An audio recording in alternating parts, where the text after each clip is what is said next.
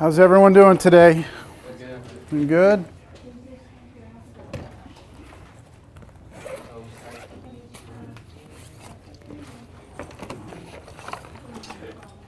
So how did that worksheet go? We have any questions?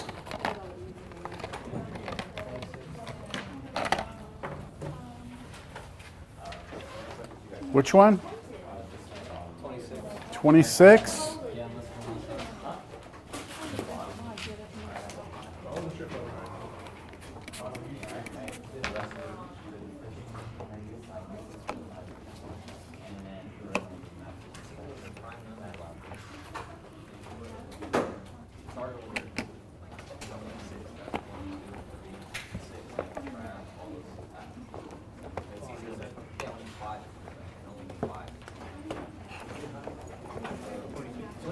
Twenty-six.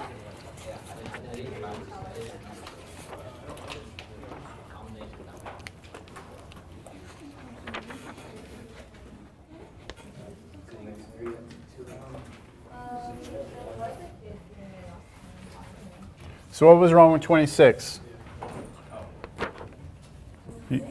What sort of problem did you run into? Couldn't figure out the factors? All right, let's see. So if we're trying to factor this, we are going to use, I guess, that AC method. Is that okay with you? So, and we're trying to solve this, right? Solve by factoring. So if we multiply these two together, we get negative 36. And we look at the number in front of the x, which is 5. And then we try and come up with two numbers that multiply to be negative 36 and add up to be 5. So I told you you could start with like 1 and 36. Now, would one of those have to be negative? Yes. So you could try that or this. So that doesn't work. And then you try what, 2 and 18? And same thing. And then 3 and 12. Doesn't work. And then 4 and 4 doesn't go in there. Oh, 4 and 9.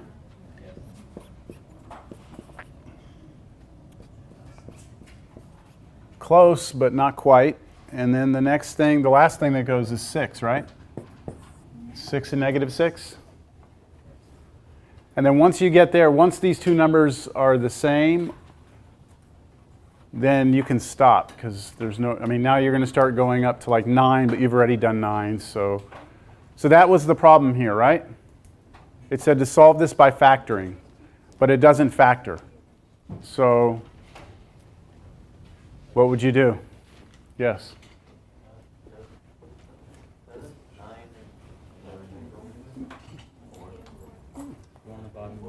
Oh, so this one does. I thought you said that none of these did. Oh, okay. No, good. You're paying attention. So that one does, right? So who asked this question? Okay, so you see this one here? Yeah. Are you comfortable with what I'm doing here? The AC method, I've never seen it. You never seen it? Okay. Okay, so do you understand what I'm doing? I mean, because if you don't, you need to you multiply these two numbers and come up with this number. Then you take the number that's in front of x and put it here. And then you have to go through and kind of think through what could possibly multiply to be this but add up to be this. So the key is that you want it to multiply to be that but add to be this. Now I should also state that when you do this method, this must be in what we call descending order, which means you have the x squared first, then the x term, then the number by itself. If you scramble these, then that would change what you're multiplying. That would be incorrect. It has to be in this order. Okay? Make sense? Is that what it's called, the AC? AC comes from the fact that quadratics can be written like this. And that's the standard form. Ma'am? It's kind of distracting to hear you talking. It's okay. If it's distracting me, it's distracting other people. So, okay, A times C, that's where it comes from. So the standard form of a quadratic looks like this. The A is the number in front of x squared. The C is the number by itself. So AC method. Okay? They could call it the ACB method because you do use B, but they just call it the AC method. Yeah, I don't know. Okay? So once we have these two numbers, what do? These two multiply to be negative 36, but add up to be 5. So the AC method, the way that I'm presenting it to you, is you now rewrite the equation, but you write down the first term and the last term just the way they appear. It's just the way we're going to write this 5x is going to be different. We're going to use the two numbers, which I usually put here. We're going to use those two numbers to rewrite 5x. So we use negative 4, so we put minus 4x, don't forget the x, and then plus 9x. And yes, this is 5x, I hope you agree. That is still 5x. But what we've done is we've split it apart, and by doing this we have created 4 terms, which allows us to use a different method of factoring called grouping. So this is where we will slash the 4 terms right there, and then here we try and factor out anything we can from here. So whatever they both have in common, we totally ignore this. So what comes out of these two? 2x. And then we would need a 3x minus 2 here. That way if we distribute back through, we get these two terms. And now what we need is the exact same thing to appear over here. What's in parentheses here must appear here. So we can pull what out?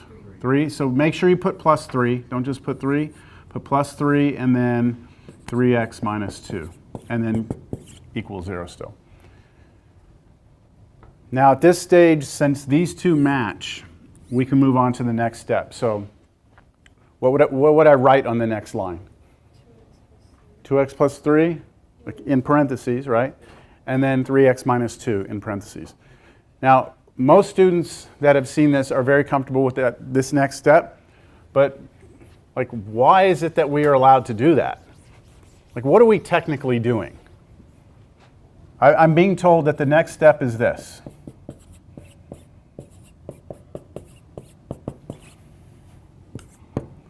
My question to you is why? And if you don't care, you don't care. It's okay. I'm not here to try and force you to care. But, I mean, what happened? You're told to do this, right? But what actually happened? So I'm gonna try and see if you can visualize this. What if I said 2xy plus 3y? If I asked you to factor this, what would you factor? What would you factor out of those two terms? You'd factor a y out, wouldn't you? You'd put y, and then you put times, and then in parentheses 2x plus 3, right? That's what you would do? You comfortable with that? That's exactly what we're doing here. What we're doing is you're looking at this as like the y, and this is like a y. See, it appears in both? And so you're pulling the y out. And so we should have, the y. What's the y, right? What's y for us here? Nope, not the 2x. It's actually the 3x minus 2. That's the y being pulled out. And then what would still be there? The 2x plus 3. So when I asked the question just a second ago and I said, what's the next line from here to here? Normally when people tell me 2x plus 3 times 3x minus 2 in that order, it's because you've been taught just to like write these two things in parentheses and then write whatever's there without actually really understanding what you're doing. You're actually pulling the 3x minus 2 out and then writing this part from there. Does that make sense? Okay, now does it matter the order? No, because it's multiplication, so you can switch it. So this is right, it's just do you really know what you're doing? This is right. Yeah, get it? Okay. So now, at this point, what do we do? What's the whole point of getting it broken down to this? What's that? Yeah, to figure out x. So what would be my next step? You set them both equal to 0, right? I have to ask you again, why? Maybe I'm going to ask why too much in here. You're told to do this. And then 2x plus 3 equals 0, right? You're basically going to solve two little equations now, right? So for this first one, we just add 2 to both sides. And then divide by 3. You happy? And then this one, we subtract 3 both sides. and then divide by 2. So we get negative 3/2. So that's what we would do. But the reason we do it is because of something called the zero property they just call it the zero factor property. Let me present it to you this way. What if I told you I had two numbers that multiplied to be 0? Okay? Let's say, not two numbers, just two things. If I say two things have to multiply to be 0, would you agree that one of them would have to be 0? Yes? Yes? It would be impossible to have these multiply to be 0 without one of those being 0. And that's exactly what's happening here. We're saying something times something has to be 0. So one of these has to be 0. It could be this or it could be this, right? So these are the two possibilities that would make that 0 and make that true. The reason I point this out is because the mistake I see students make is something like this. What if I had 3x minus 2 times 2x plus 3 equals 1? Could you just set each factor equal to 1? Well, do you understand? See the difference between that problem and that one? See the difference? So my question is, could you just replace this with 1 and replace this with 1 and just work through it? Well, I think to convince yourself it won't work, let's just look at this question. If two numbers multiply to be 1, do one of those have to be 1? No? Give me an example of two numbers that multiply to be 1 that are where they're both not 1. I'll give you a hint. I'm just making this up. 1/5? That's not 1, right? What could I multiply 1/5 by to get 1? 5, right? So these two numbers are both not 1, but they multiply to be 1. The point is, two factors equal to 1, or any number, you don't just set them both equal to that number. If it's equal to 0, then we can. And that's why we always get our quadratics equal to 0, so that we can use this property, set each factor to 0. I hope that makes sense. Okay, what other questions do we have? Today is technically still a review day, but I do plan on trying to get into 10.1. Unless y'all bog me down long enough. 1 through 32? Is that what you said? Oh, I'm sorry. So you're really going to slow me down today. Okay. Okay, so 31 and 32 I said I would talk about today. So that I will cover that. Is there anything else on here that you want me to address? 21. All right. Just to see if you got it right. 3x minus 5 times the quantity 2x minus 1 minus 4. There was something last class when I was when we were going through the syllabus and stuff. I felt like I had forgot to talk about something, and so let's talk about that real quick. This is more of a question. I always like to keep the door closed, and I always like to keep the door locked, all right? So unfortunately, 2018, we have to talk about, what do we do, active shooter type situation, right? So we have a staircase right there, which is a quick exit to the building. In the event that we can get out, that would be a pretty quick exit. But if for some reason we're actually confined to the room, and in a very desperate situation, we can actually exit the building through these windows, which is, if someone saw me the other day, I was looking at the windows. We're on the 3rd floor, right? So I want you to bring parachutes. Now, there's an awning right here. It's maybe 6 feet, I don't know, 8 feet. But if you get onto that awning, you can probably run around the building and get to a point where you'd feel comfortable jumping off. I mean, there is a jump right there that's it's survivable. It's survivable.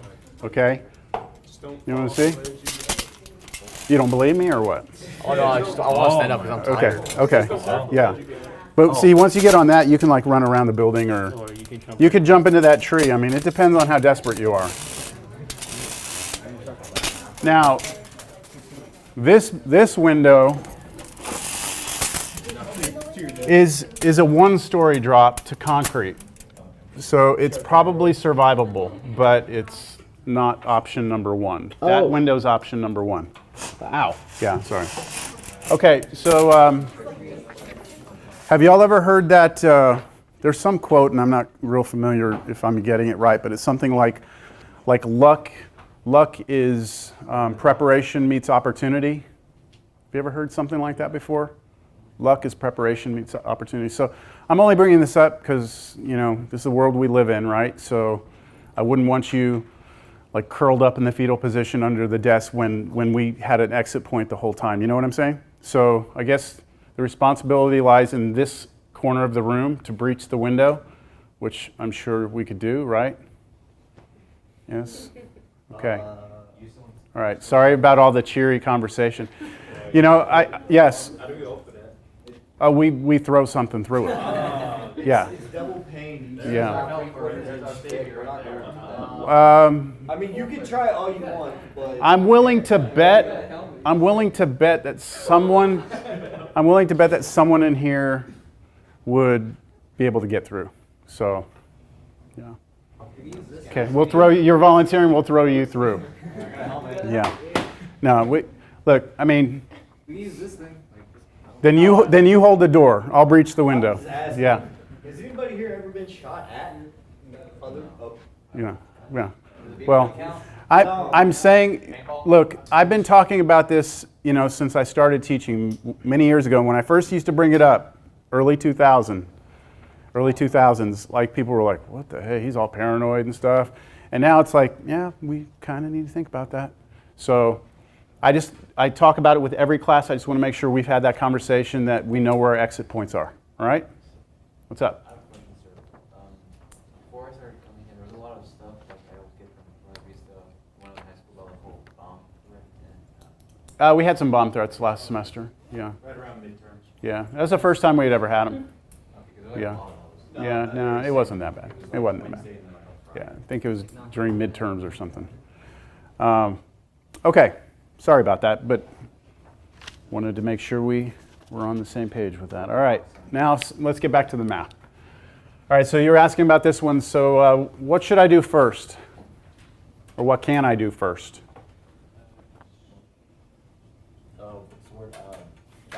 Foil. All right, so we have a parentheses. We have to look in here. We can't do anything here, right? Can't do anything in here because they're not like terms. So the next operations that I have are these two multiplications, which are implied. There's no dot there, but it's implied that it's multiplication. So what I need to do is leave the 3x alone, distribute the negative 5 through here, and then here I look at this as a negative 4 being distributed through.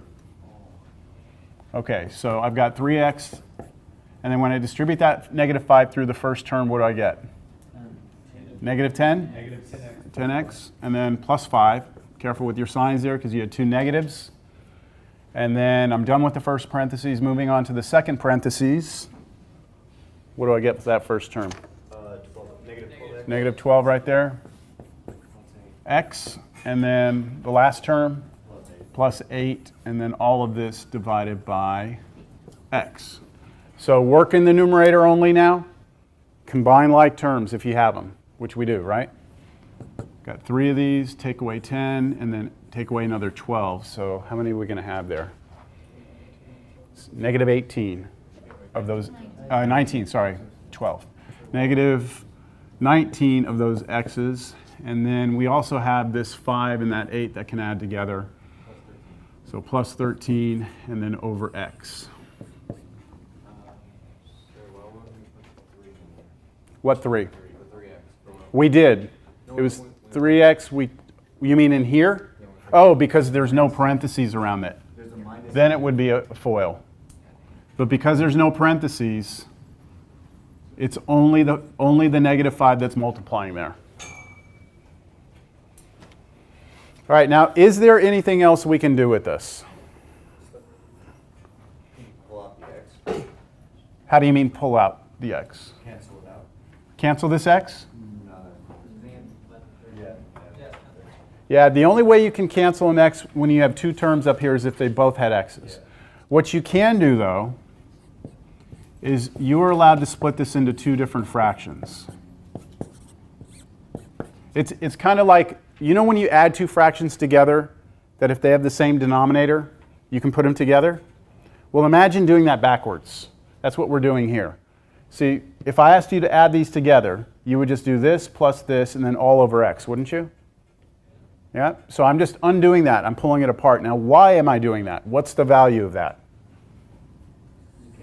That can cancel, and you're left with negative 19. And then we still have plus 13 over x. And just leave it. Okay? So this is correct, what I have in a box. This is also correct, but you should be comfortable getting to that because what we're going to be doing in this class is going to require that anytime we see something like that, that we do split it apart and pull it into two pieces like this. Okay. Let's talk about 31. And I want to get into 31, but I also want to start to get you thinking about what this class is going to be about, all right? And this thing that we're about to do is a critical concept that I'm going to try and introduce you to right now. So we are going to do 31, but let me first kind of open your minds here a little bit. All right, so in 1324, you were shown this, right? Please tell me yes. And what is it called? Does anybody know what that is called? No? This has a very special name. You remember that from 1324? Okay. The difference quotient. That's what it's called. Does that ring a bell or no? Okay. Yeah. All right. This thing right here is a fundamental building block for this class 1325. This very weird looking expression. So I want to talk about this expression and try and introduce you to why it's important to us. First, let's see what it's saying. It's saying, take the function f, which, do we have f? Don't look at 31, but do I have f right now? Has someone given me a function?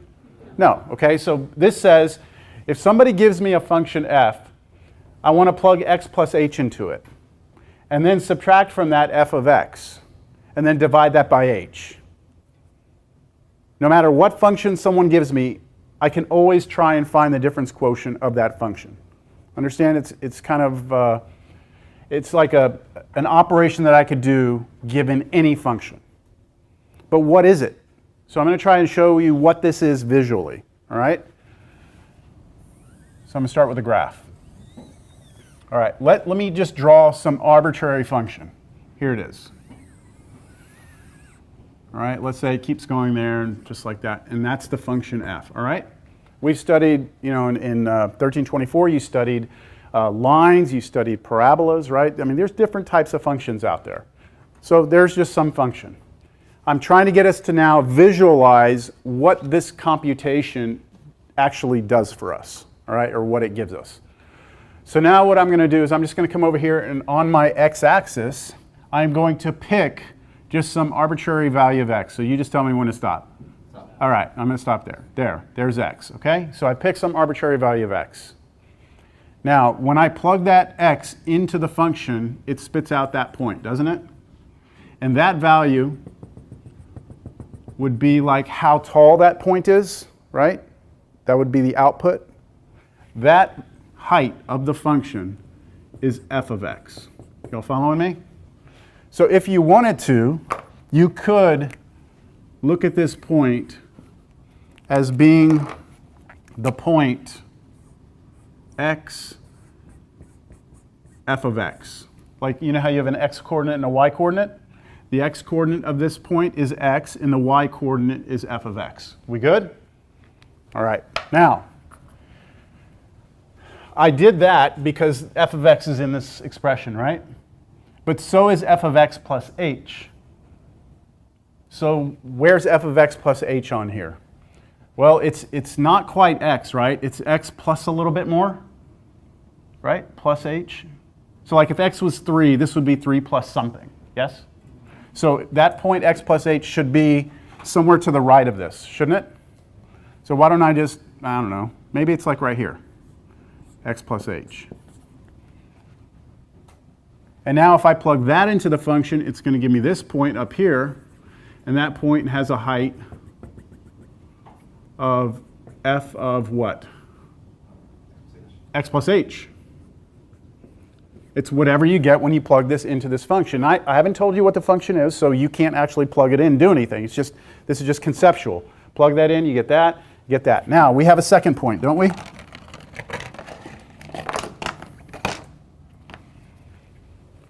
This point I could look at as being, well, what's the x coordinate? X plus h. And then what's the y coordinate? F of x plus h, right? Okay. We still good? So in this formula, I've got f of x plus h, I've got f of x in there, and I've got h in there. And all of those things appear on that picture, don't they? Now, I'm going to connect these 2 points with a straight line. Okay? There we go. Now, when it comes to lines, when we're learning about lines, one of the first things we talk about is the slope of a line, right? The slope of a line? And the slope, by definition, is rise over run. Yes? Rise over run? So if I were asking you right now to tell me what the slope of this line is, m is the letter we used for it, we would say it's rise over run. And there was actually a formula for it. It was y2 minus y1 over x2 minus x1. Does that look familiar? Yeah? So it says if you have 2 points and you want to find the slope of the line between those 2 points, you take the difference of the y coordinates and you divide it by the difference of the x coordinates, right? But what is that for us on this picture? What is that for us? Well, the difference between the y coordinates would be this y coordinate. This is like y2. This is like x2. This is like x1. And this is like y1. Yes? So the difference of the y coordinates is f of x plus h minus f of x, that's this one, over, now what's the second x coordinate? X plus h, but then what am I subtracting from that? X. And what happens to the x's in the denominator? They cancel, and what are you left with? You're left with this, right? So this difference quotient, what does it really represent? It represents the slope of a line, right, between 2 arbitrary points on a graph, right? Now, what we want to do here, and maybe I should back up before I actually say this, and have you think about a much deeper, more profound question. Let's say that, I'm running, right? As I'm running, I have a speed, don't I? Like I have a velocity. And so if I'm sitting here and I'm running and I say right there when I snapped, I had a speed when I snapped, right? I had a certain speed I was running. What if I instead run and then I pause, hit a pause button, and I ask you right now, how fast am I running? What would you be able to tell me? I don't really have a speed, right? Because I'm in the middle of running. Now I know that doesn't seem like what does that have to do with this picture? But I'm gonna get to that, all right? So it's difficult to talk about the speed of an object at an instant in time. And it comes from the idea that speed is the distance you travel divided by the time it takes you to travel that distance. So if you want to talk about how fast something's going, you have to tell me how far it went and how long it took to go that far. Once I know how far it went and how long it took, then I can tell you how fast it was going. But at an instant in time, Am I going anywhere? Have I moved at all if I'm frozen? No, right? And does any time go by if I'm frozen? Nothing, right? So you almost would get in that scenario like no distance over no time, and then you get this weird thing, 0 divided by 0. And what is 0 divided by 0? It's undefined, all right? And this is the fundamental problem we're trying to tackle here, is that when we look at this graph, it's very easy for me to pick 2 points on a graph and find the slope of the line between them. That should not be difficult for me because all I have to do is calculate that difference quotient and I will have the slope of that line, right? But what if I ask you to give me this, the slope of the line through just this point, just that point?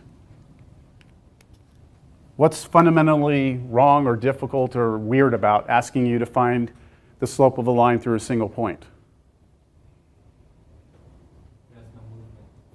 You have no other reference point, right? Like if I say, hey, look, everyone, I have some function here, and that point's on the function. What's the slope of the line through that point? There's like an infinite number of lines that go through that point, right? So is it possible for me to even ask the question, what is the slope of a line through a single point? It seems like no, right? But in the vertical line test, isn't that what you're looking for? The vertical line test, all that does is just checks to see if we have a function. I know I've put a lot up here on the board and I've done some stupid analogies with me running, but let's just try and recap what I'm trying to say. Is it possible to talk about the slope of a line through a single point? And fundamentally, that is not well defined. It doesn't make sense because to find the slope, you need 2 points, don't you? It turns out that calculus, which is what this class is kind of based upon, is going to solve that question. And the answer is yes, you can. All right? And the way we do it is as follows. Okay. Do you remember how we said x plus h here? And that point was over here somewhere? What if I told you to take that h and make it smaller? What would happen to that second point if I made h smaller? So if that number became smaller, wouldn't this distance close? So maybe it would be here instead, right? And now your second point would be right there instead of up there. So you would have a different secant line, a different line through those points, yes? Now, could I get even closer? Could I pick another point even closer? Yes, and then go up there, and then I would have a different line, right? Do you agree that that would be a little different, that line? Yes? In calculus, what we're going to do is we're going to keep moving this point closer and closer and closer and closer and closer, and we're going to let it get infinitesimally close to the point where it's actually on top of the other one. And so you get 1 point. I guess I can finish it with this one last thing. Does this seem kind of weird, or it should seem a little strange, okay? But this is the question that Isaac Newton was trying to answer, okay? Because he's the father of calculus, so he was trying to figure this out. So look, I'm going to anchor my point right here, all right? And then this other point, this other side of the line, I'm going to let float with this point. So when that point's there, there's the slope of that line. Everyone's convinced that that's the slope? Now, if I move this point along this curve, watch how the slope changes. Changes, right? I'm following it. And then it kind of changes a little bit more. And then, would you agree as I get closer, like it's not going to all of a sudden just like do that, right? It looks like it is getting closer and closer to some line. Like there's some line that it looks like it's headed towards. And that line is what we're going to try and find, the slope of that line. All right? All right. But to do it, to do everything I just said and try and move that point over and to try and answer the question is there a slope, at a single point? To do it, you can't even begin unless you can calculate this. If you can't calculate this, you can't ever do that, all right? So what number 31 and 32 are about is if I give you a function now, can you actually set this up and compute it? If you can do that, then you're going to be fine with the rest of the class. Make sense? All right. Try not to get too mathy with y'all. Does this seem too mathy to you? Yeah? All right.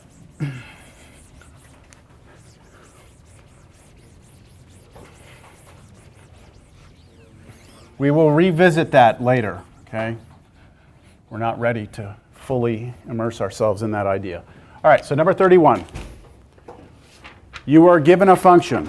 The function you are given is f of x equals 3x squared minus 4x plus 6. What does that look like if I graph it?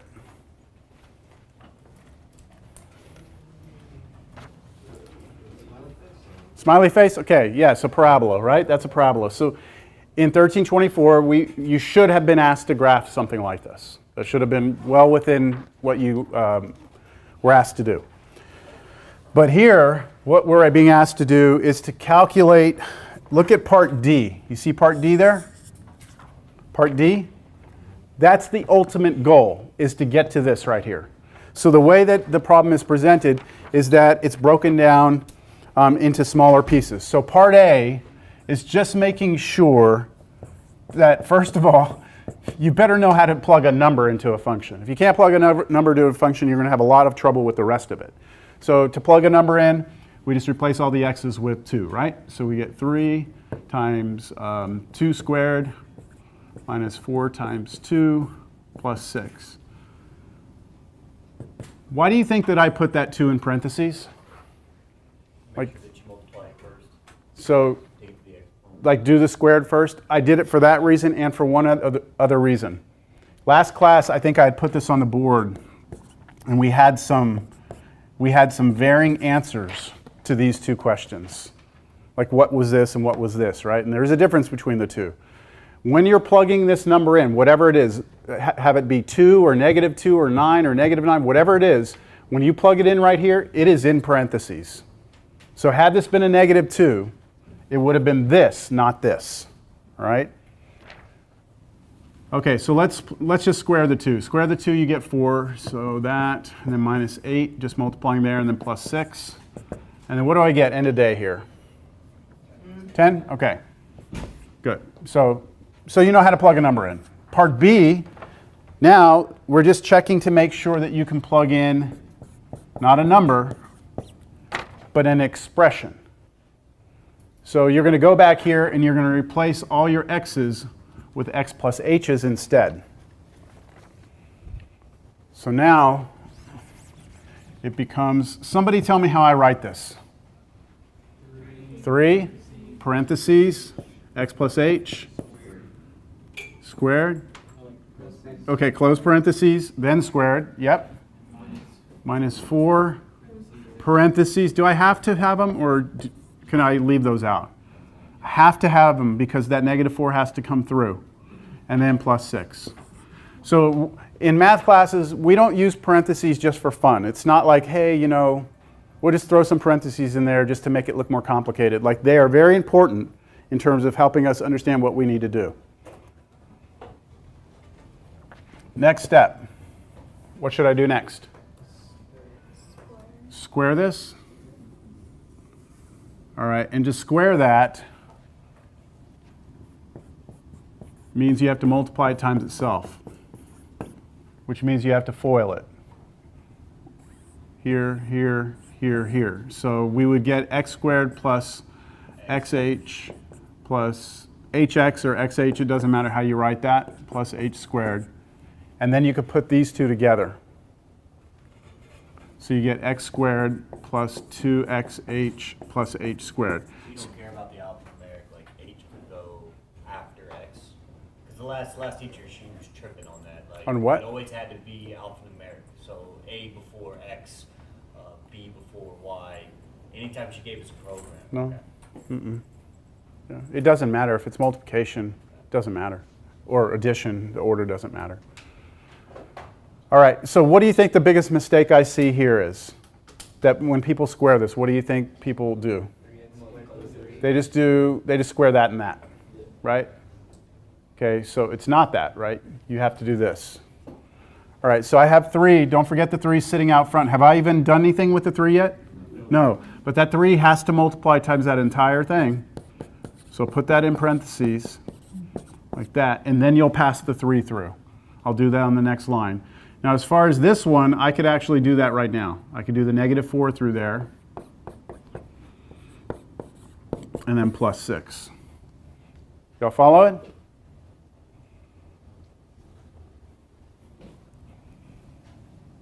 Now, when I pass the 3 through here, we should get 3x squared plus 6xh plus 3h squared.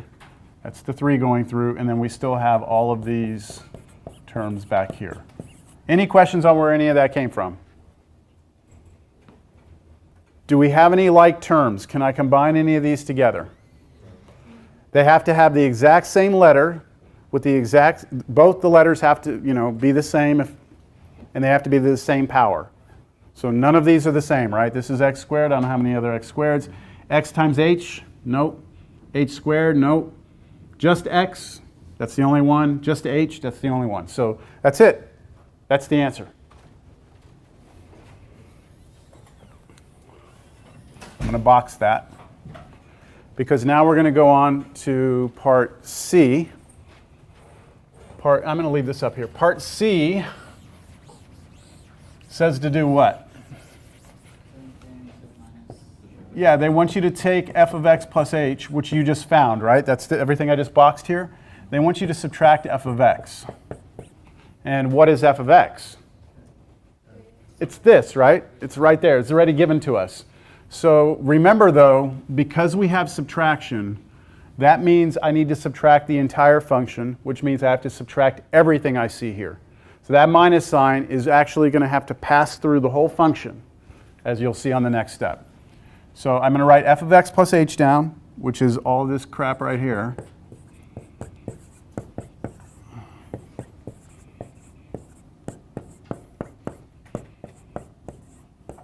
Okay, that's just this. That's f of x plus h.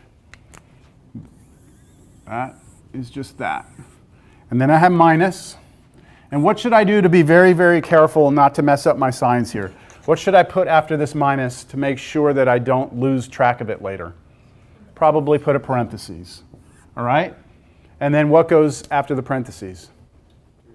F of x, right? Which is all of this. So 3x squared minus 4x plus 6, and then close the parentheses. And we are not done. We're not done, because then you're going to pass that negative through. So let's pass the negative through. So 3x squared plus 6xh plus 3h squared minus 4x minus 4h plus 6 minus 3x squared plus 4x minus 6. All right. Yeah. Now let me give you a hint. If you do this correctly, because there's a lot of room for error here, right? There was a lot of places you could have made little mistakes. If you do this correctly, then whatever we're left with here, whatever you have left, every single term should have at least one h. If you have anything that's missing an h, you have made a mistake somewhere. So this is this, and now this is, what goes away? Lots of stuff goes away. 3x squared here, minus 3x squared, gone. Beautiful. 4x, beautiful. 6, negative 6, great. And that's it. So the only thing left is 6xh plus 3h squared minus 4h. And see, everything has an h. We have to put it back in the right format for you. What's the right format? Quadratic would be 3h squared plus 6xh minus 4h. No. Yeah, because there's, I guess, undo that in your head. Yeah. There's no right way, because it's correct. Now, if you have a quadratic where you only have one variable, then we like to put it in descending order.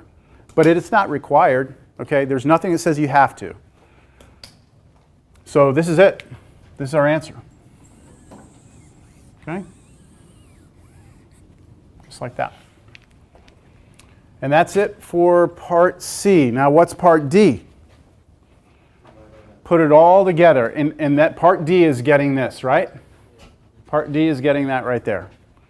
So for part D, there's part C. So for part D, if I want to do f of x plus h minus f of x, all divided by h, then this whole numerator I already did. Here it is, right? I don't have to redo it. So it's 6xh plus 3h squared minus 4h. I'm pretty sure I'm off the camera right there, so I think I'll move it over here. So it was 6xh plus 3h squared minus 4h. But then all of that divided by h. And do you remember how I said that if you did it correctly, everything in here should have an h? And that's critically important because now, since they all have at least one h, we can factor an h out. And so what we get here, if we pull an h out of the top, just pulling one h, because that's all they have in common, right? If I pull one h out, like that, now I can cancel this. And you're left with 6x plus 3h minus 4. And your answer is going to just be some weird looking expression.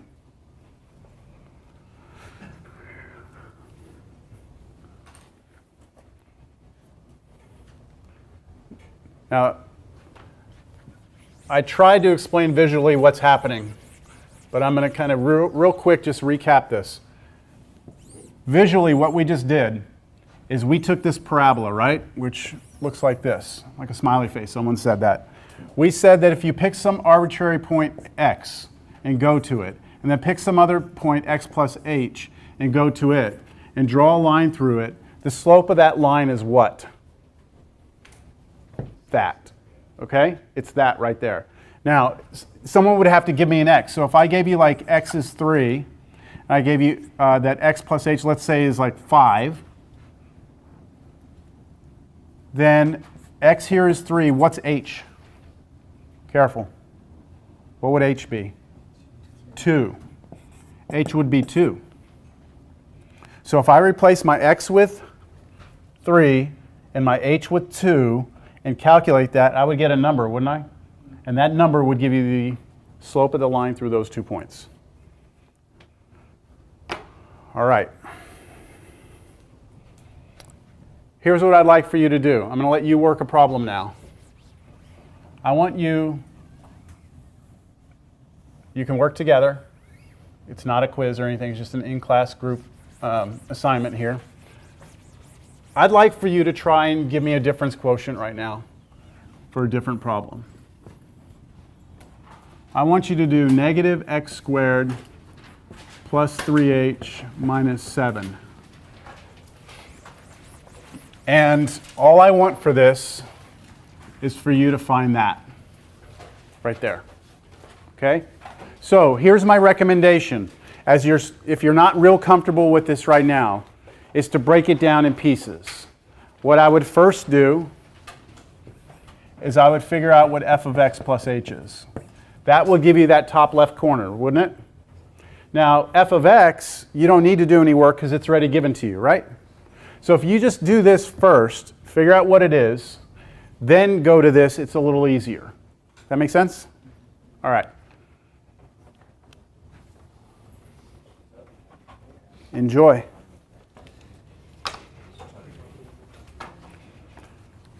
And then I'll take a look. If you get the answer, raise your hand. I'll come by and just verify that you got it correct. If you have a question, ask your neighbor. And then if your neighbor and you are both still struggling, then raise your hand. I'll come by and help. The sign-in sheet is coming around.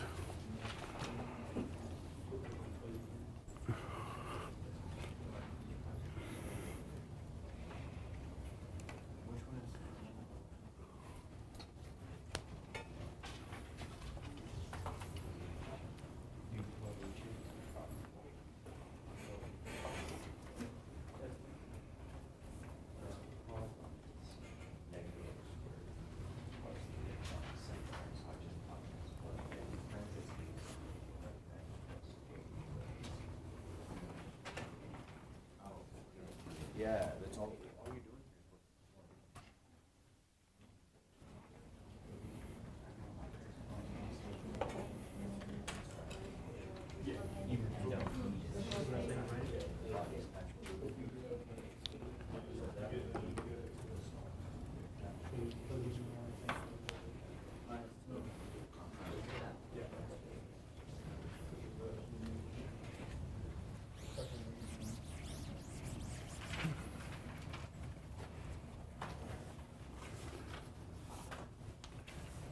I put this negative sign here to make things difficult, to make sure you understand what's going on. So if you want me to check before you get too far into the problem that you got that first thing right, just raise your hand, I'll come by.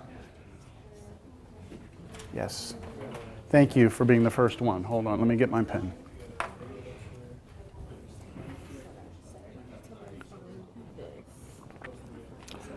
Okay, so good, you keep that on the outside, then pass it through. Okay, you're in business. Yep. Yep. Okay, yep, that's the correct thing. Now, what are you going to do next? Okay, foil, and then just, what are you going to do with that minus sign?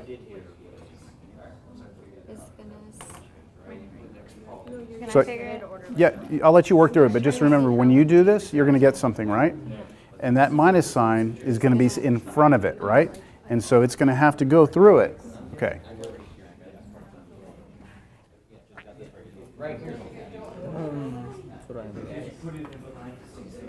Good. So that negative is there to trick you, but you got it. And then here, change all the signs, combine. So now let me just look at it. Yep, you're good. Good.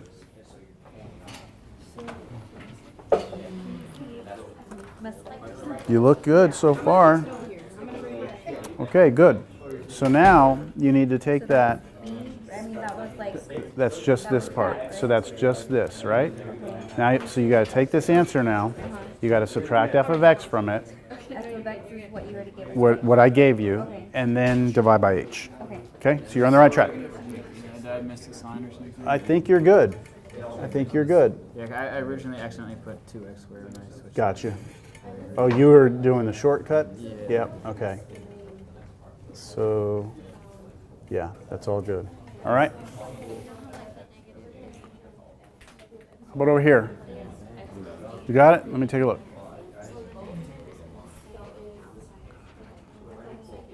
I'm just looking at the way you're writing and just to make sure that.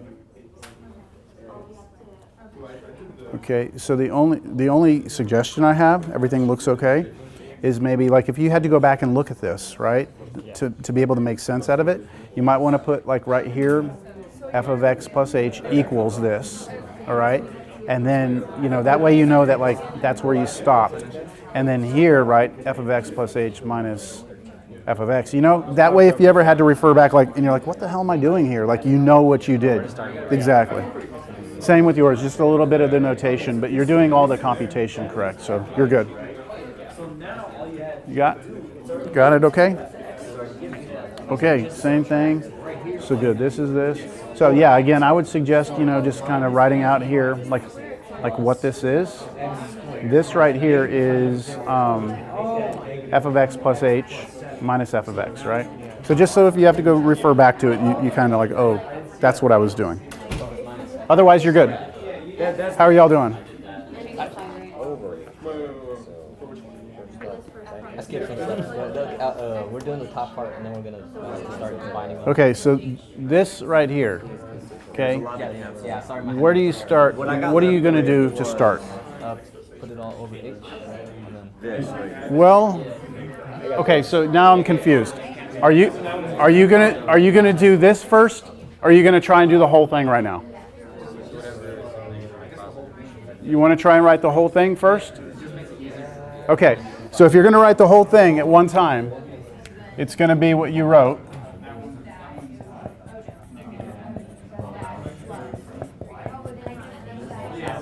Right? I think you did it like that, right? Something like that? Okay. So that right here is f of x plus h, right? So that's this right here. Now you want to do the rest of it, yes? So I'm going to put minus And then in parentheses, I need f of x, right? So minus x squared plus 3x minus 7. And then you want all this over h, right?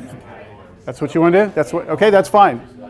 Now what? Okay, so work that out. That means, expand that out, take care of the negative. So you're working? All right. So let's see here. Where'd your negative go? You lost the negative here. Right? That negative should be out here. And it should stay out there because remember, this x is not in parentheses, right? So that negative has to stay on the outside, and you square that, then pass the negative through. So that's going to be minus, minus, minus, right? Everything else is good. And then when you subtracted this, you changed the signs, good. So yeah, you're going to have to change that to minus. See, the x squared shouldn't have canceled here. Or they should have. Hold on. See, this is dangerous. See how this is written? This is the way it should be. So this is f of x. So we had the minus there. That first one right there should have been x squared, not minus x squared. That should be x squared. Then it should be minus 3x, then plus 7. So that's off. And so you got lucky they canceled, but it was by mistake. This one should be minus, this one should be plus, and then they'll cancel. Yep? Understand what I'm saying? So all those are negative then? Yep, from the FOIL, after you FOIL the x plus h, yeah, they're all negative. How are you doing here? What I have trouble doing Yep. is the next step whenever I foil. Okay, so show me your FOIL.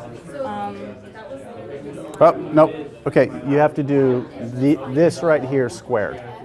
Okay? So when you square something, you multiply times itself, right? So just down here, let's just do it down here. Do x plus h in parentheses, x plus h. So show me how you do that. There you go. Yep. First, outer, inner, Last. last. Like that? No, this h to here. Oh, okay. Okay, so there you go. So, x Squared. and then plus h squared. You have, okay, that was here to here. Now you have to draw a pencil line from here to here. So that's outer. Okay, so that's, yep, and then plus, now the inner ones, hx, okay, plus h squared. h squared. There you go. Now, can you do anything to that? No. What about these two? They're the same, right? It doesn't matter that they're flipped. So not squared, they're being added. So it's like, an apple and an apple, you get two of them, right? So it's 2xh in the middle. And then on the outsides, you still have this and this. So put x squared in front plus and plus h squared. Okay, so this right here is this, right? So let's start a new line and let's put that negative sign.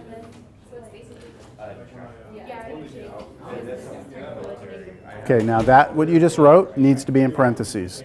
And the reason why is, not the negative though, the negative is going to be on the outside. The reason why is because that negative out here has to go to all of these. Because you squared this, right? Oh. So the negative will go to everything that this becomes. So this times this, that's just that, right? Then here, just pass your 3 through here, and then minus 7. So do your little expansion. Minus 7. Then go ahead and pass that negative through there. So plus x plus, negative. Minus 3x plus 7. Okay, all of it over h. Okay, next step, pass the minus through these. Okay, and then on the next step, try and put them all together. Things are going to cancel. Okay. Did y'all get it? Yeah, I believe it was negative 2x minus h. Yeah. Plus 3. Yeah. Okay. How about back there? Y'all are good? Okay. Yeah, that looks okay.